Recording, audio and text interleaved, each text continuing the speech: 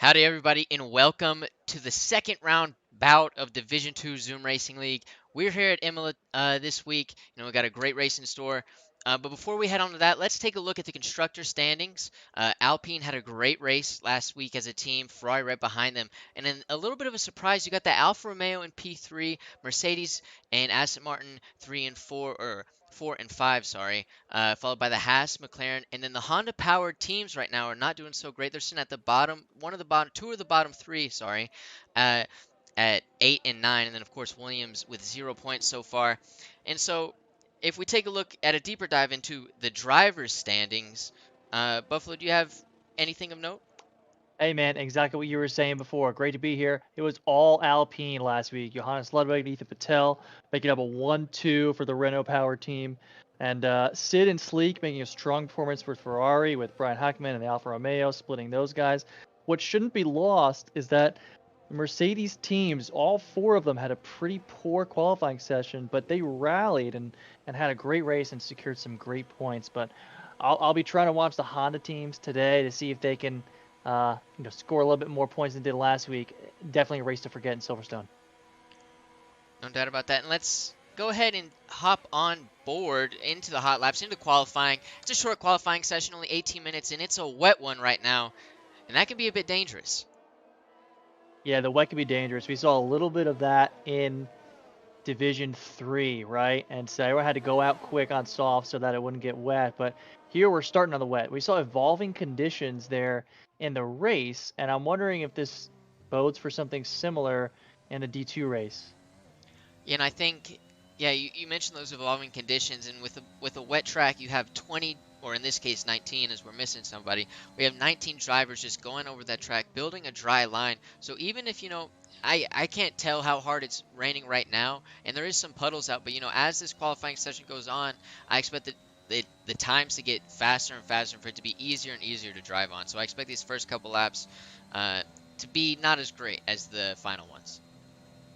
Yeah, they should. They should definitely improve with time as you get more comfortable with the wet. Something that was interesting when the conditions were evolving last race is on the switch to dry, it almost takes a little while to get more comfortable with the dry tires, right? You're kind of, especially those without TCS, they were really ginger on the gas. I'm really curious to see if the conditions kind of change and evolve, how those lap times, if they go fast, how they change and how quickly they do.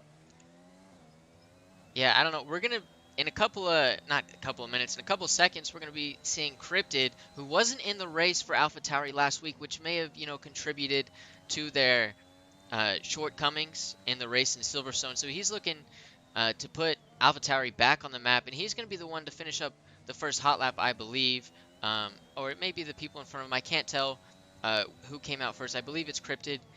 But we're on board with him on his first hot lap, and we're gonna see it kind of sets the standard for the rest of the group. I feel like he's a fast driver, and I feel like he's gonna set the standard. Yeah, Cryptid is quick. I think he's absolutely going to do that. We saw him in the Ferrari seat last year, and he did very well when he could finish, right? He did run into trouble every so often, and we've seen some wicked crashes come out of that car. But hey, man, when he's on pace, he's with the best of them. That is, he goes a 126.1, which I think is pretty good for the conditions. You're in full wet right now. But if we take a look at his teammate, who is also, I believe, on a flyer right behind him, he did have a little bit of a moment there in Sector 3. And so that doesn't bode well for the rest of qualifying. That's not how you want to start your qualifying session. And he dives into the pits after that. And so we're going to. Yeah, I'm expecting low 125s, maybe into the 124s. I think for some of the faster drivers here on wet. At least that's what I was kind of getting from the time trials earlier this week. So just like you said, I'm looking on Cryptid, and I'm looking for the fast guys like Johannes to improve upon their early times here as they get more comfortable on those wet tires. And we got a couple of people coming through the line. Sorry about the misdirection. It's just so hard to keep up with these cars lap after lap after lap. So you got Cryptid on provisional pole right now, followed by Ludwig. And these two had quite a battle, quite a little bit of a rivalry in Division 3. Cryptid did, you mentioned earlier, have his hiccups, but you look at Johannes as some of the one of the fastest drivers in ZRL. Cryptid's right up there with him. Yeah, he absolutely is. I'm on with Big Mama Frank now. It looks like he's just starting his flyer as he starts coming out of sector one into these high-speed corners here. Now these are tricky, right? Because you try to kind of downshift coming in, and then usually you take that in fifth when you're in the dry. But of course now these conditions are so different. A lot of standing water too at the edge of that hairpin, so you can't take it too deep, otherwise you're going to lose a lot of time. Looks like Frank took that one pretty well. Yeah, no, it's so easy. Those puddles, it's so easy to aquaplane right there. Um, it's rough sometimes.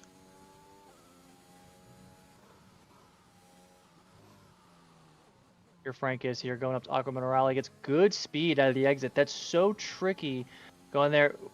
I've heard that there's a lot of success getting on the throttle a little bit earlier than you think coming out of there, right? Because, the uphill form of that turn really gives you a little bit more traction. So, um, kind of talking with some of the Ferrari guys, we've had a little bit of success there. And Big Mom Frank got a good exit there as he looks to wrap up his first hot lap.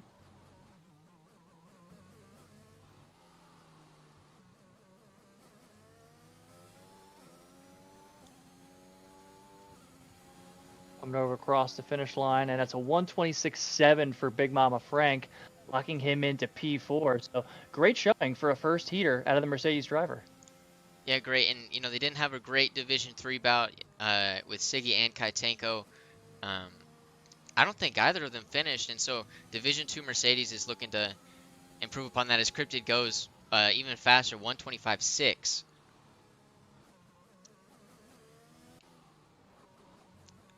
If we look, we got Connor, who's on the inters. He's in the pits right now, but he's on the inters. Um, a lot of drivers have room to improve. If you look towards the bottom five right now, you have Cole, who hasn't set a lap yet, Mr. Sandunga, and Drip.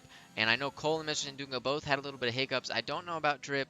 And if we look past that, we see Alex, Connor, and Florida. Dan Guda also in the 128s. Alex, he's had some surprise performances here and there. He kind of flies under the radar a little bit.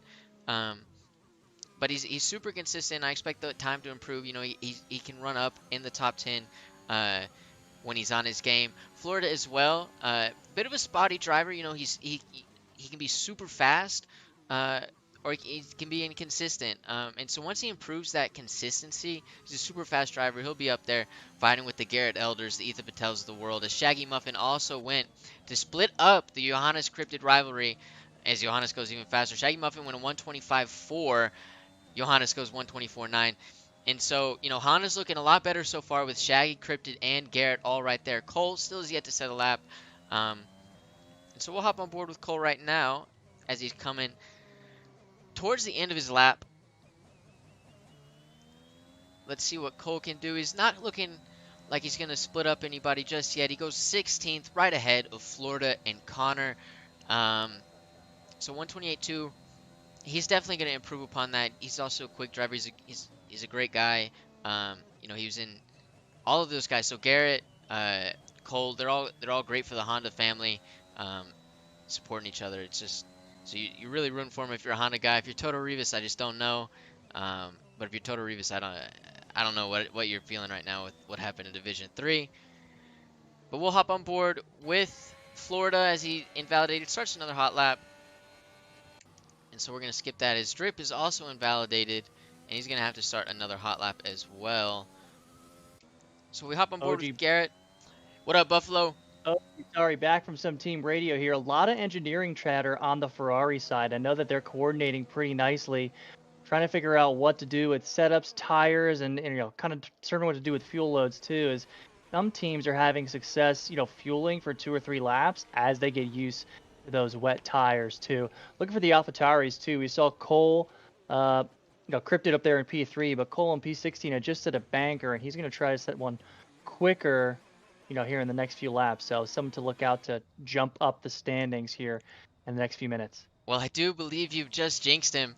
I swap on to Cole. The camera's on his TV pod right now, and he's without a front wing. He's parked it. Broadcaster's curse. Yeah, it really is. It doesn't get much cursier than that. That's not a word, but I'm making it a word. So Cole's gonna have to limp back to the pits. And we see, if you look down the board, there's several drivers that are hopping onto the intermediates. Yes, it does look like the rain has slowed down a little bit. I'm on with Drip right now as he's trying to improve upon his time of 128.237. Was a little slow coming out of Minerale, but he might currently be on pace to beat his time. We're coming to. He's at the 128s right now, so he's at the back of the grid. Still on those full wets as other people may be thinking about going to the inters. He crosses the line and improves, goes 127.5. So there you go, Drip. Great line for Drip, 127.5 on the full wets right now, starting P13.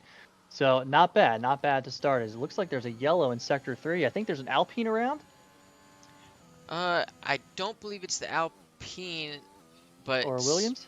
it may have been the Williams. But speaking of the Alpine, Ethan Patel just passed Garrett Elder on the main straight, and he's on his hot lap. He's trying to get in the mix of that top three right there, Johannes, Shaggy, and Cryptid.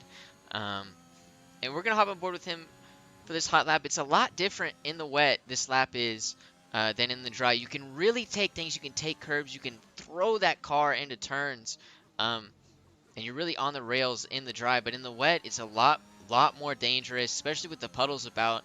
You hit a puddle wrong, and then you maybe nick a curb, and there goes your hot lap. We saw Cole experience that. Mr. Sandunga experienced that, missing their wing.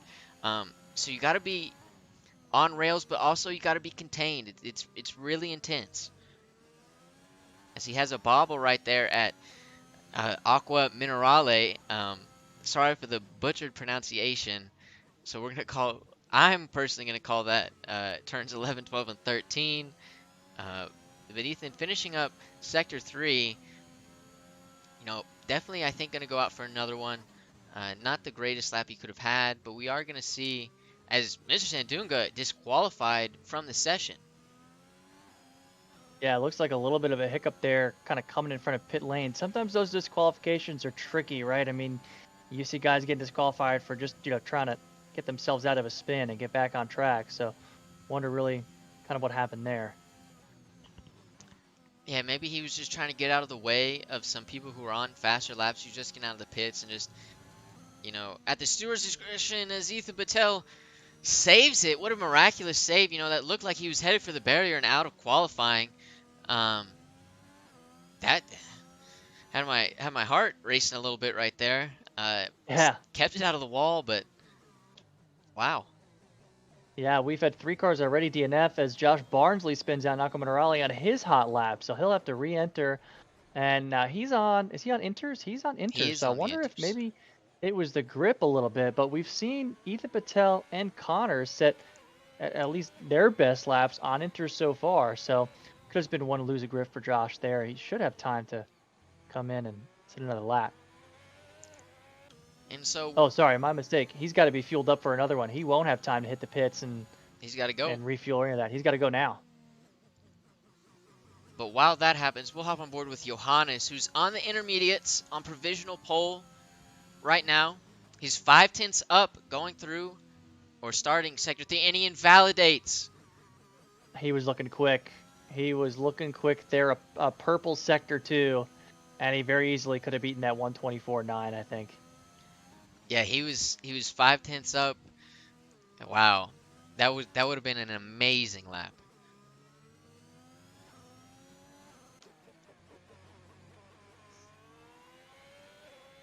A driver I think we should not necessarily look out for as Garrett Elder retires from the session. I believe that in the pits he felt he couldn't set a faster lap than that potentially.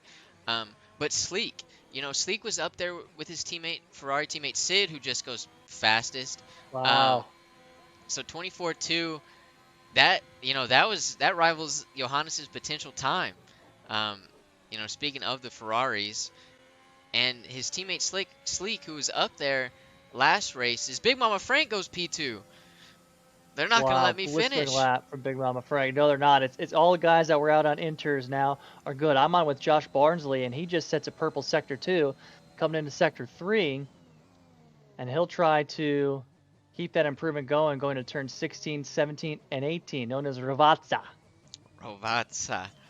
You take Italian classes, Buffalo? A little bit, actually. My family lived there for a few years, and we have family friends, so I'm learning. Josh Barnsley just invalidates over there on turn 18, so his blistering lap on inters will not count. 2 seconds up. as Ethan Patel goes provisional pole. That was the worst place to invalidate OG because, once that turned 17, 18 there, right? Now his next lap, too. So even if he had the fuel, he time Wow. wise, that lap would have counted, but he just invalidated at the worst time. Yeah. And Josh will do no better than P13 here. And Johannes, who had a slip up invalidation on his last hot lap, goes 123.4 to best his teammate for P2 or P1, sorry. His teammate is in P2 at a 124.1.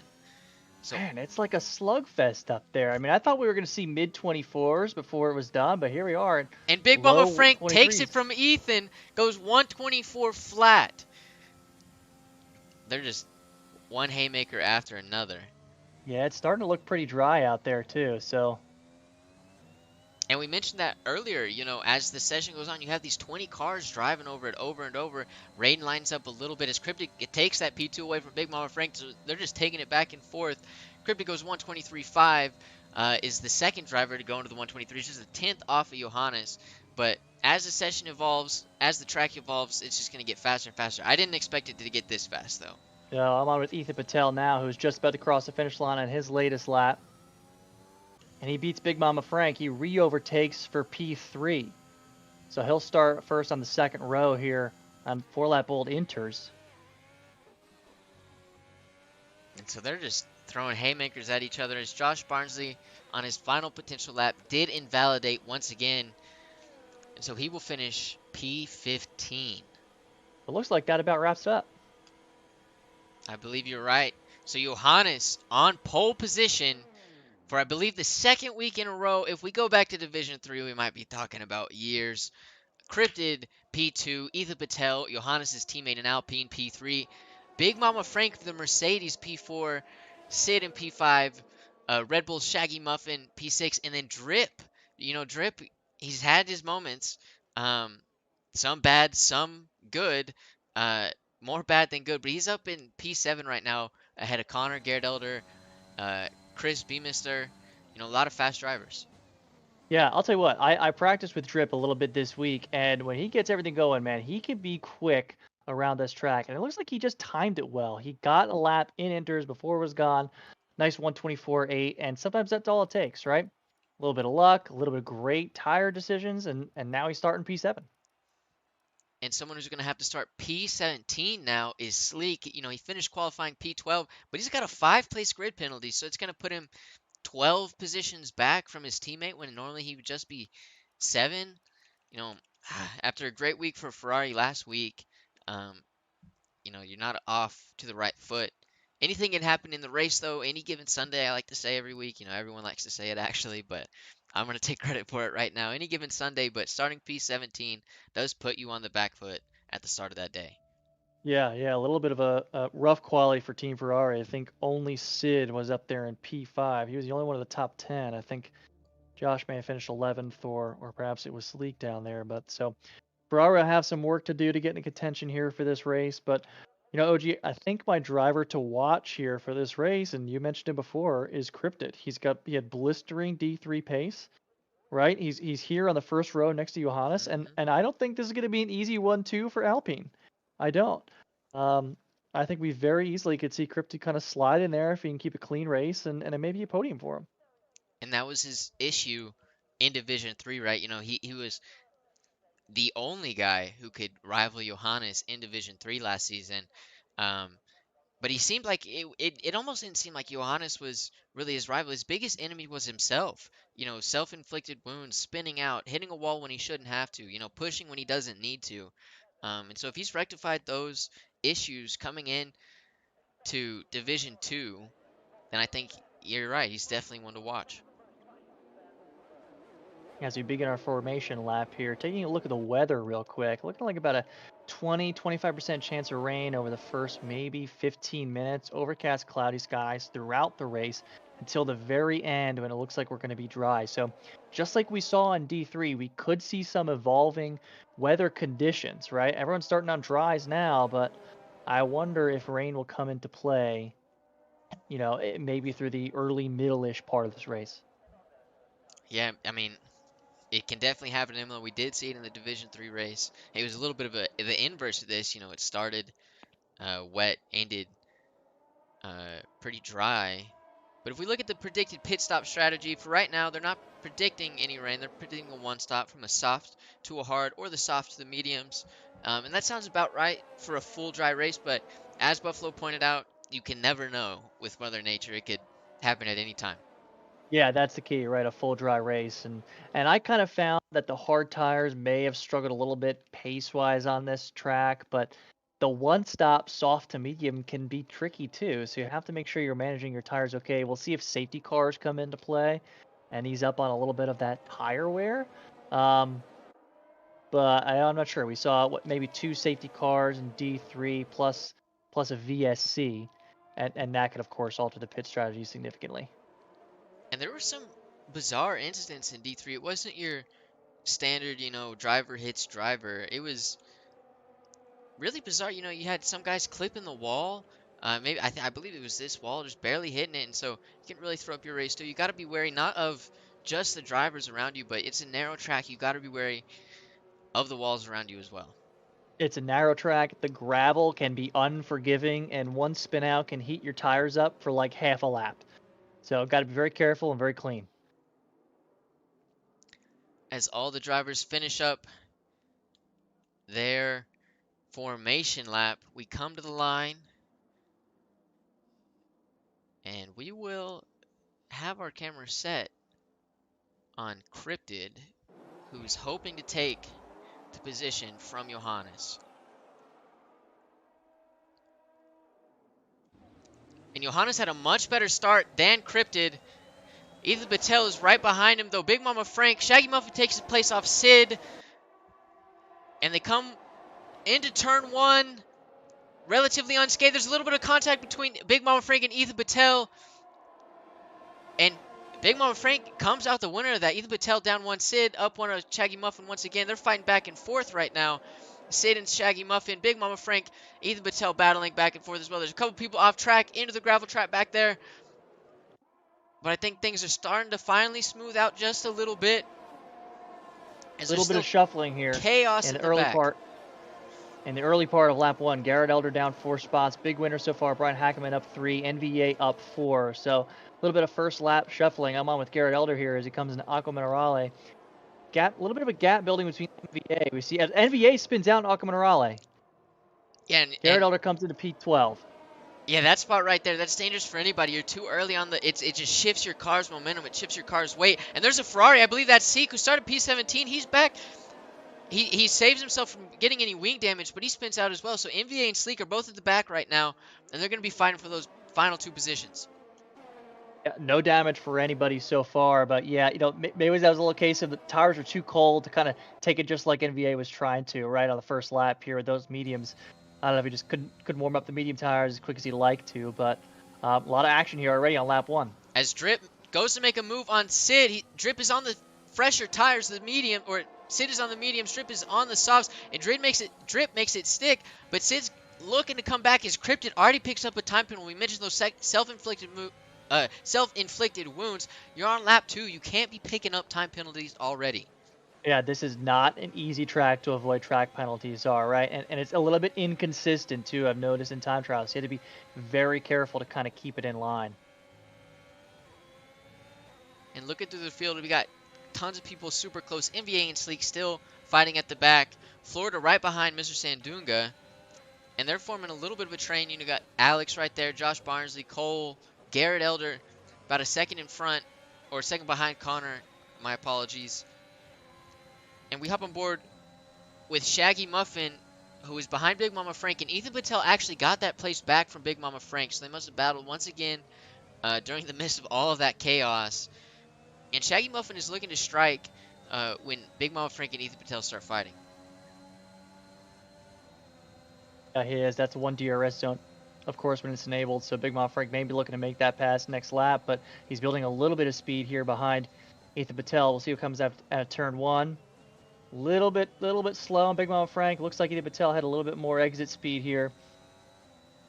Go to this. I think this is turn 6 here. Just downshift, light tap on the brakes. Looked good As here Shaggy from Muffin Big Mama Frank.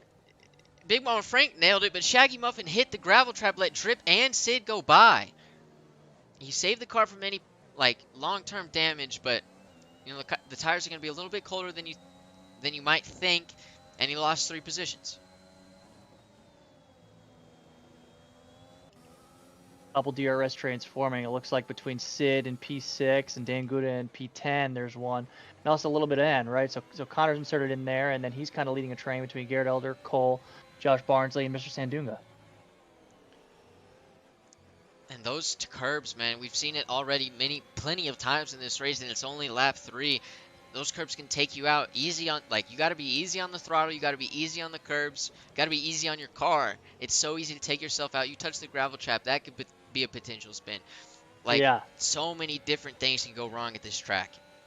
Yeah, there's so many, and they might have it harder too, right? So the D3 guys started on wet and then went to dry, but they're getting used to dry tires here. If the conditions change, I wonder if we're going to see some guys maybe put a little bit too much throttle too early. We might see more spins and a little bit more kind of losing it here in the gravel traps, and yeah, they can be nasty.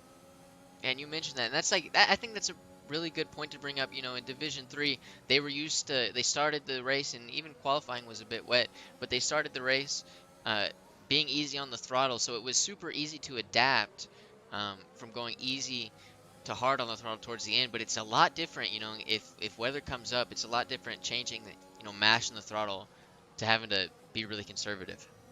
I'm on with Cole right now. He's coming out of Piratella in a little DRS train between Garrett Elder and Connor, coming in Aquaman early. Now he's on soft tires, so he may have a little bit of more traction to see if he can get a good exit coming out of that turn, and a little bit neutral. Looks like Connor and Garrett may have gotten the edge there as he goes into the chicane. And I can provide a little bit of input on Cole's setup. Um, it's not the fastest, but it is tailored to take these curves, to take a beating. And so while the other guys might have to be a little bit more cautious, they might be a little bit quicker through some of those turns. They're going to have to be more cautious, and they could slip up a lot easier. Cole's setup allows him to really beat the car, beat the curbs if needed. Obviously, that's not the plan or anything, but if needed, he can make a mistake that the others can't afford to make.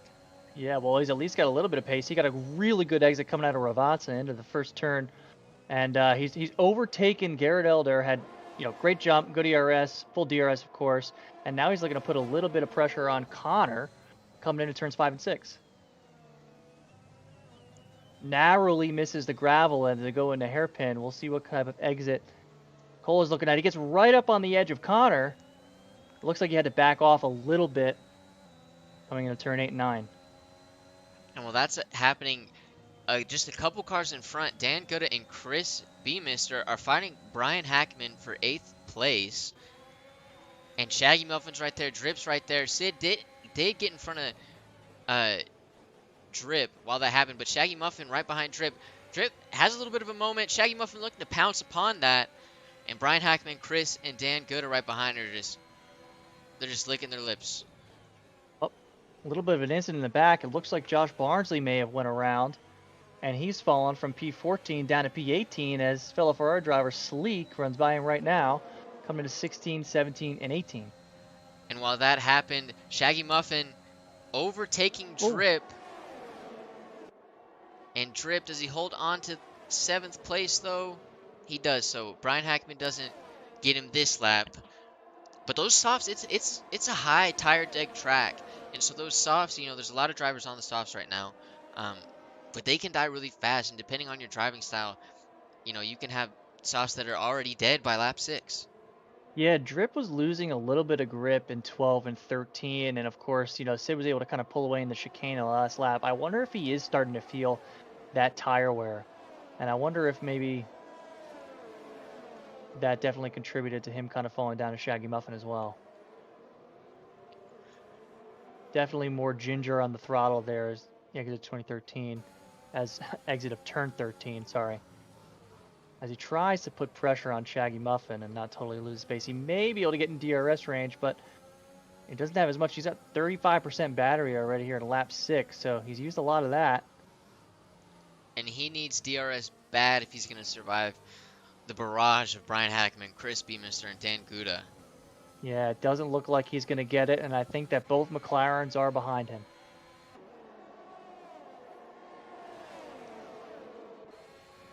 Josh Barnsley goes to the outside. It's going to be close going in. Who's going to break later? And Josh Barnsley. Oh, and Josh Barnsley's out. He slows down. He's ghosted, luckily, so he didn't slow down the McLaren's too much. A little bit of contact there. Believe that's a racing incident. Unfortunate contact. Brian Hackman and Josh Barnsley are both at the back now.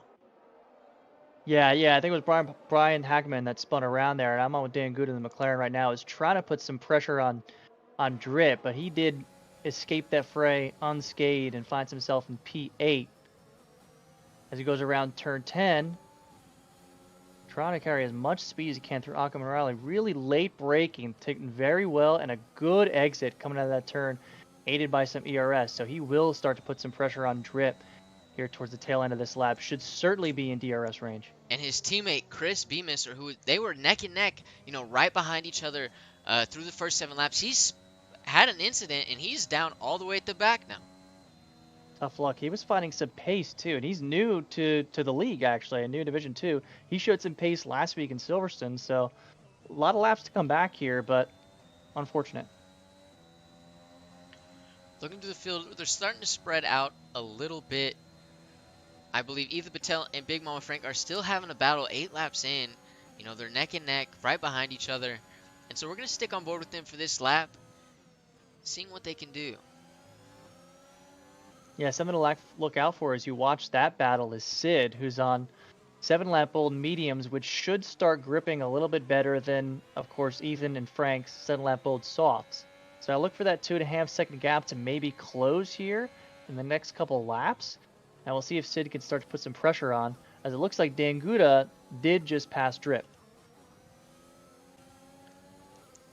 And that's got to be not the crossover point, maybe not yet, but it's got to be a sign of things to come for those soft compound runners. You're looking to pit within the next 3 to 4 laps, I believe.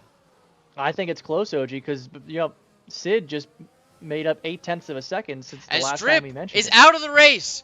He was too hard on the throttle, had a case of the drips, and this is what we were talking about.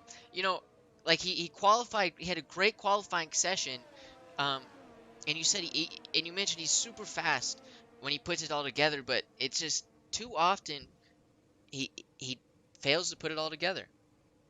Yeah, so first DNF here now, 18 racers remaining. Big Mama Frank trying to hold off Ethan Patel. His gap is a little bit less than 0.4 of a second. Go ahead, turns 5 and 6. Try to carry some speed through that hairpin there. Ethan Patel will look to have a better exit. It's about neutral. Going up the hill to turns 8 and 9. I carry as much speed as you can here. Looks like a little slow on Ethan Patel. I'll try to hug the left-hand side and get good entry in Alco Morale, but great braking there. Big Mom Frank may went a little bit wide. Looks like Ethan Patel with a better exit, but can't quite close the gap. And they both could have had better Aquaman Raleigh right there. If one of them had maybe up to their standard, maybe Big Mama Frank could have gotten out of DRS range, or Ethan Patel could have been within striking distance. But we're going to see what happens down the straight, as he is within DRS range right now. But Big Mama Frank has a better exit coming out of there. Is he going to use his overtake? No, he's just going to use the ERS. Big Mama Frank using his overtake to defend, and it's just the gap is too far. Yeah, interesting battle here going in 12, 13, and 14. You got both alphas putting heavy pressure on Florida here. They're about to get into new lap and to turn 1. DRS for both alphas, and they should both be able to catch Florida with ease. And they're in single file line right now, both past Florida, and they get it. That was great teamwork. That was great teamwork. Great teamwork. From my point of view, it didn't look like Josh had to use any ERS, and they got Florida there. And I think that the tire point has maybe started, and I look for some of those soft tire guys to maybe think about pitting around lap 10, maybe lap 11. Try to get, see, but that's the thing, OG, right? I mean, 22 laps on mediums is not easy here, right? Mm-mm. So, I mean, I'm not sure. What would you do in this situation? We ran some simulations throughout the week there at the Honda factory, and we did find out that while the hards will last, they're super slow. The one stop is the play, basically no matter what. Um, and while they do fall off there at the end, the mediums are the play. You got to go to the soft to the mediums at around lap 11. If there's a lap, the ideal scenario would have been a lap 11 safety car. You hit them on the mediums, you're good to go. But even now, you're at lap 11 and you're on the soft. You're thinking about going to the mediums. Yeah, weather report still says about 25% chance of rain, and that's overcast, but it's looking a little bit sunnier than it did maybe at the start of the race here. As Josh Barnsley coming up to teammate Brian Hackman, and he's going to pass him on the inside going into turns 2 and 3. And now they have their May have sights carried set. enough speed to put pressure on Alex. Yeah, onto Alex. Who Alex has a couple of fans in the chat. Um, we mention. I feel like we mention every week. He flies under the radar. He's a consistent guy. Fights for those top tens. Doesn't make too many mistakes. Just drives right. Um, and now he's got the two Alfa Romeos on his tail. Yeah, great point there. He's big winner today so far, up 7 positions. It started P18, so already making moves. Actually, in front of the next biggest movers are Dan Good of the McLaren and Cole in the AlphaTauri. Both up 6. Looks like the penalties are starting to roll in, OG. We just saw, so Big Mama Frank had one, and we just saw, I think it was maybe Mr. Sanduga, or no, sorry, it was Garrett Elder come up with another one. So, like you were saying before, track limits can be a beast here, and so we're about a third of the way in. A little bit over a third of the field has already got their first 3 seconds. Yeah, and penalties are so important on this track as we see a lot of the drivers go ahead and pit from the softs to the medium. Well, I don't know if they're to the mediums just yet. They are to the mediums. Those guys pitting Big Mama Frank, Dan Guda, Shaggy Muffin, and Florida, who are on fresh mediums right now. Sleek actually pitted to the fresh soft, so he's banking on a late safety car. I feel like, but I don't quite understand that fresh soft move. Yeah, that's an interesting move from Sleek. I'm not sure if he's, yeah, it's definitely a gamble. I'm on with Josh Barnsley now, putting a lot of pressure on Alex and PA as they come into turn 9, carrying tons of speed. Great entrance here so far in Aqua Minerale. And Alex is going to have quite a battle on his hands. They're both on 11 lap old medium, so they had a great tire strategy going in. And we'll see how long they try to make it last. It looks like with ERS, he's going to make the pass going to the chicane. Goes in on the outside, gets the inside line coming out of the chicane. Almost do a little switcheroo. But it looks like Josh Barnsley can hold the move. And his teammate Brian Hackman had the better exit due to that little battle, and he's going to pass Alex as well. So the Alfa Romeos right now, they had a slip up, but they're back with inside the top 10, through teamwork, really. They're helping each other out. They're pulling each other through, and that's just great teamwork. Yeah, love to see it. Love to see the Alphas do well. Love to see them working well together, and it's a great sight to see those red and white cars here having success so far in Imola. And Alex looking to get back. I wonder, what I don't know is we didn't run the simulations on the medium starters. So I don't know, as Brian Hackman has another mishap and he's in the gravel trap and he's spun around. That's a lot of time lost as Ethan Patel passes him. Big Mama Frank passes him. That's a lot of time. That's hot tires. Got to be really careful here going to the turn 7 hairpin not to lose it. And great tire control there as he'll try to kind of recover. OG, we haven't really talked about the guys in front so far because they've been building up so much separation, but it looks like Johannes just went into pit, and he had those soft tires go 13 laps and was able to build a 6-second lead at time of stopping. Yeah, and, Cryptid's kind of forced to stay out another lap because he does that. He's got to hope that Johannes catches traffic and is unable to pass it. It is a super narrow track, and so it may be more difficult to pass than other ones, although we have seen some great overtakes so far. But that's all Cryptid has to hope for, is that he gets slowed down by traffic and he gets out at a great position at his pit stop. Yeah. Alex coming off the back end of Josh, who looks like disconnected, so he'll be fighting with Josh's AI to try to take P5 as he comes in. Still on 13 lap mediums, and if he's going to try to go medium to soft, then he's probably got to get those to like lap 21.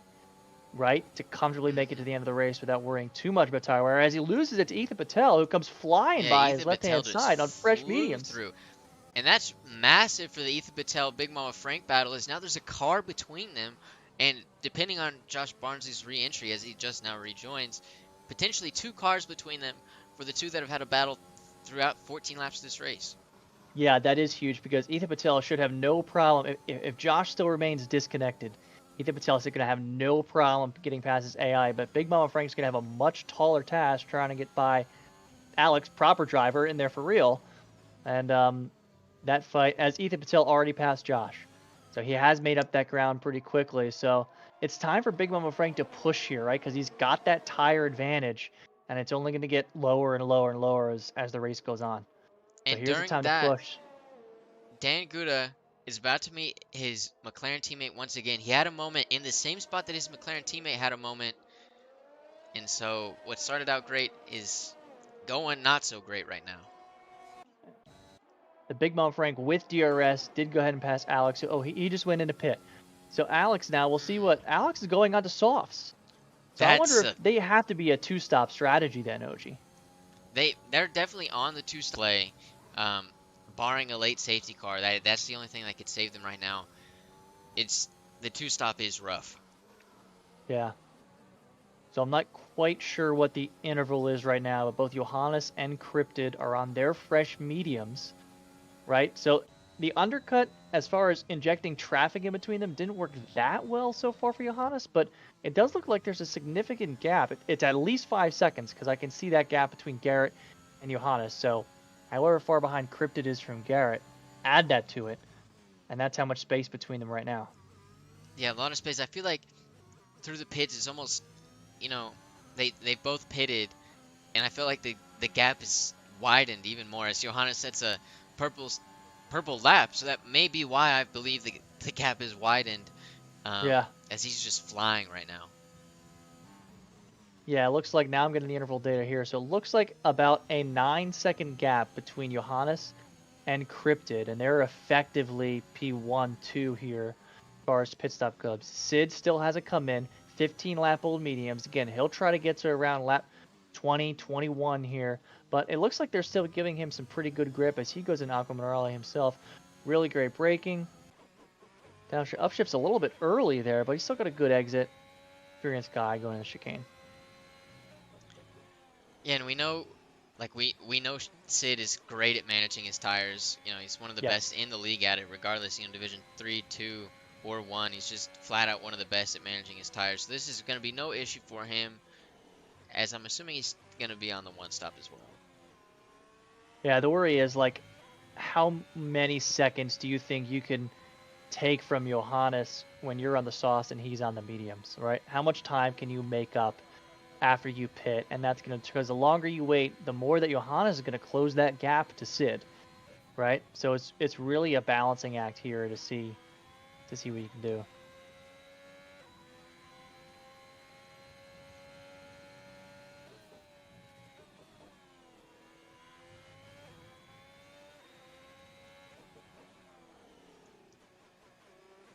I'm on here with Chris, who coming through the chicane now is maybe crossing his fingers to try to get in DRS range of Alex, but I don't think he's going to get there. Alex is on fresh softs here.